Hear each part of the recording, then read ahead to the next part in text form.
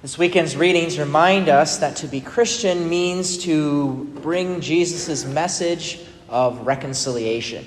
That we need to forgive the sins that are committed against each other as brothers and sisters, since we often fail to love our neighbor as ourselves. We even see this among the apostles at Jesus' time.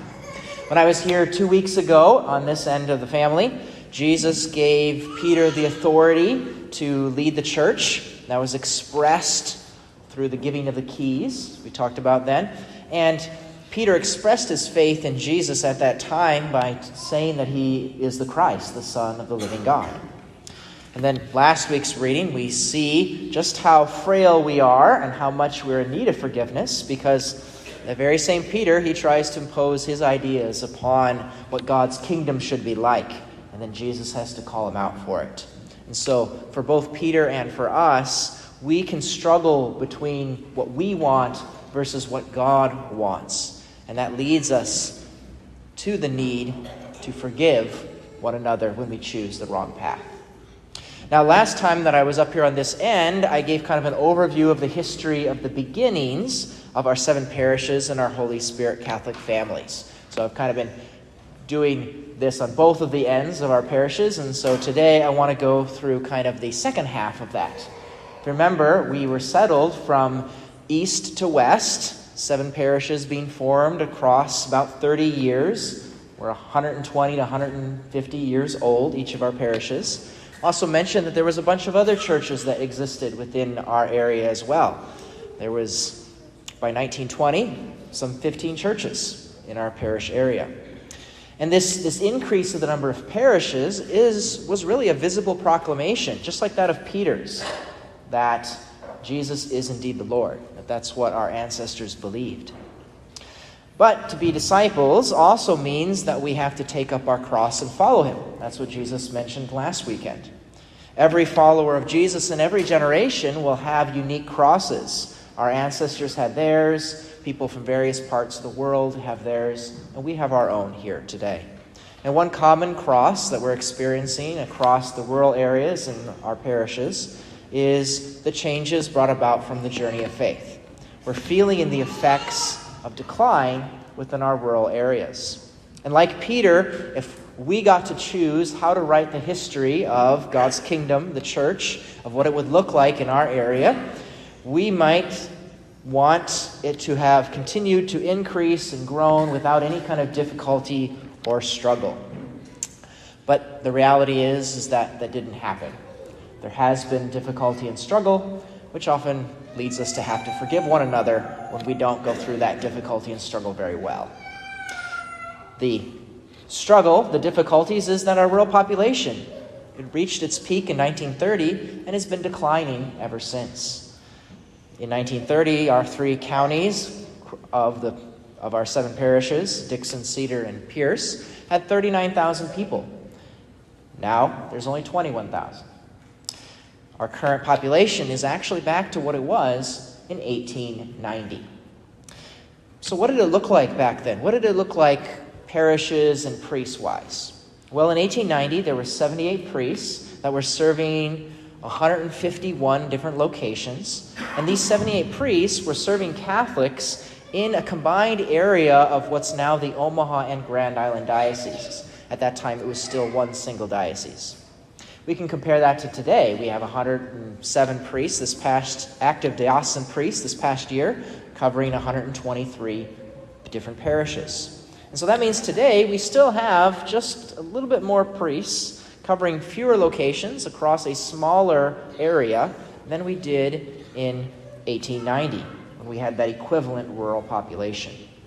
So today we have 7 parishes being covered by Father Cordy and myself, 2 priests. And in 1890, our parish family area had 6 church locations, also covered by 2 priests. One was resident here in Hartington, and the other was resident in Newcastle.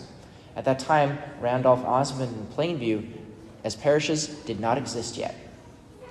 So many of the early priests that we had came from other countries, just like the immigrants that they came to serve. And we didn't really start having enough priests for all the different locations until priests began coming from Nebraska itself. native-born priests that come out of our families living here. And so our 7 parishes gave back 22 sons as priests through the years, but used the services of 157 priests throughout the histories of our parishes. By 1930, which was the height of the rural population, as I said already, there was 155 active diocesan priests and 55 religious priests serving. And by that point, all 7 of our parishes now were in existence and had resident pastors.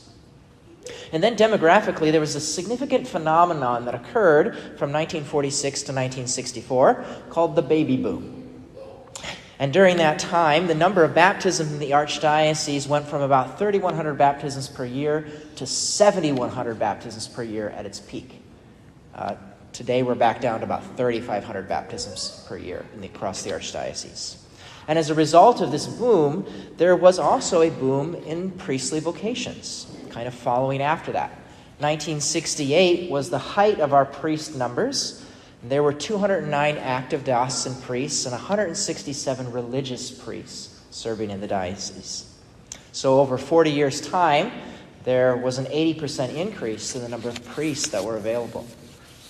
And during that same period of time, the kind of result of a number of parishes closing and new ones opening, there was a net decrease of 40 churches, 40 fewer over that, mainly due to the declining populations in our rural areas.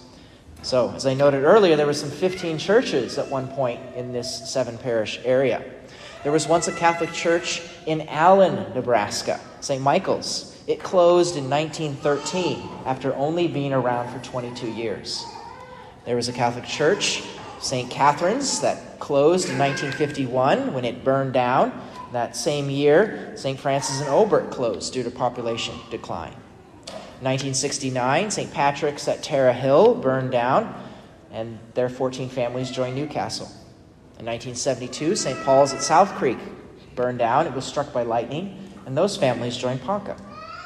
A year later, 1973, Our Lady of Sorrows at Carroll, they closed, and 2 years after that, the declining membership at St. John's in Willis caused them to also close their doors. St. Mary's in Belden and Immaculate Conception in Waterbury, they remained open until the early 1990s, when their dwindling populations also caused the parishes to close as well. In my Faith in the Frontier video series that I'm sharing through our Bulletin Flock Note, I have episodes for each one of those churches if you want to learn more about some of the history of those parishes that used to exist. And the purpose of calling these to mind is not to imply that our parishes are going to head the same direction as those, but to remind us that while the experience of faith does indeed change over time, it doesn't have to go away. We have members in our parishes now who were, either themselves or their family before them, members of those former parishes. They worshipped in the past at those locations.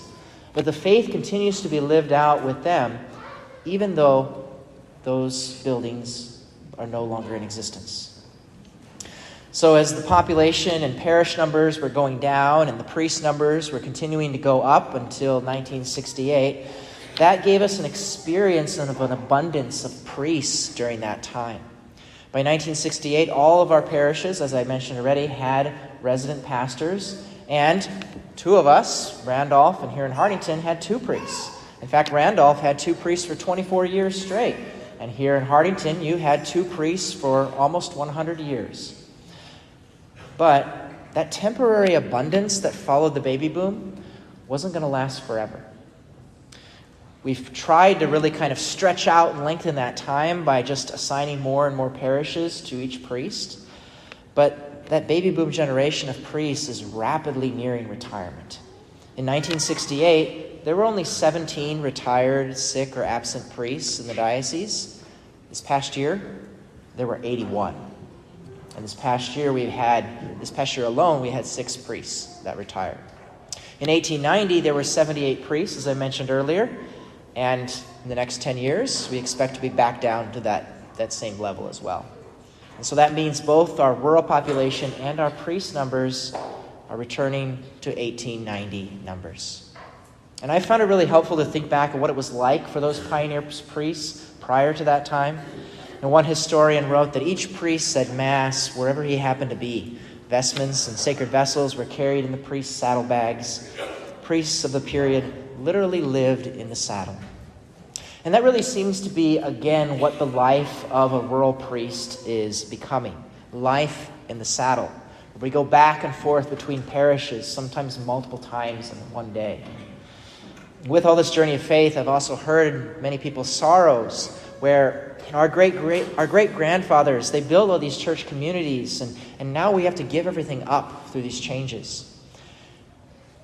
When a church closes or when a parish ceases to have a weekend Mass, does that mean that everything that's been done before is now abandoned? Well, no. No, it doesn't mean that. Not if we choose to remain faithful. And we can learn this from the very forefathers who passed on the faith to us. You see, our great-grandfathers, they left their established homes and churches, the churches that their forefathers had built, with little or nothing to come here to begin a new life in Nebraska. They lived in sod caves, and they battled blizzards, prairie fires, rattlesnakes, and grasshopper plagues.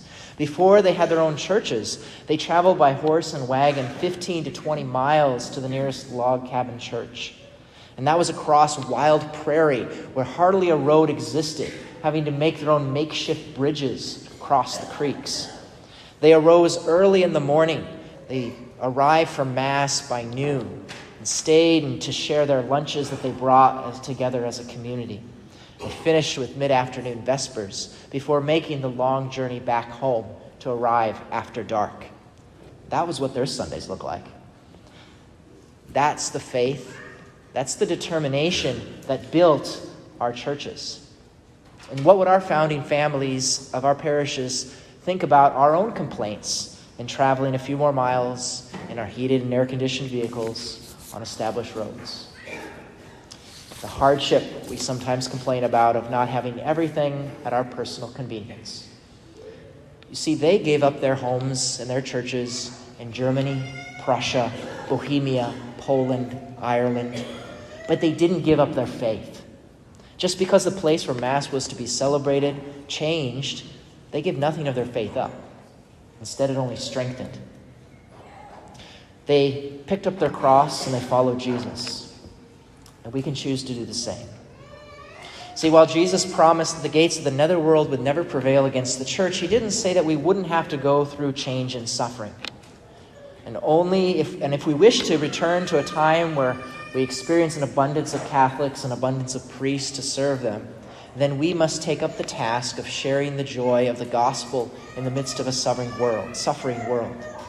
We cannot be unwelcoming to those in neighboring parishes, or make excuses that the church has abandoned us so that we don't have to make sacrifices. We are here to bring a message of reconciliation and forgiveness to the world around us. And so our ancestors would ask us, what is the foundation of our faith? Is it wood, brick, and stone, or is it the rock of Christ? Is our worship all about a single location, or do we worship in spirit and truth wherever Jesus' real presence in the Eucharist may be? Are not we ourselves the living stones that make the church? And even if Mass ceases in one place or another, it doesn't mean that Jesus is no longer Lord. As one parish history book said, a church isn't a building, it's a people. It was our grandparents and great-grandparents who courageously brought the faith to our beloved Great Plains. It is we who nurture this prized gift of faith, and as the future ancestors will pass on the traditions of faith to those who follow.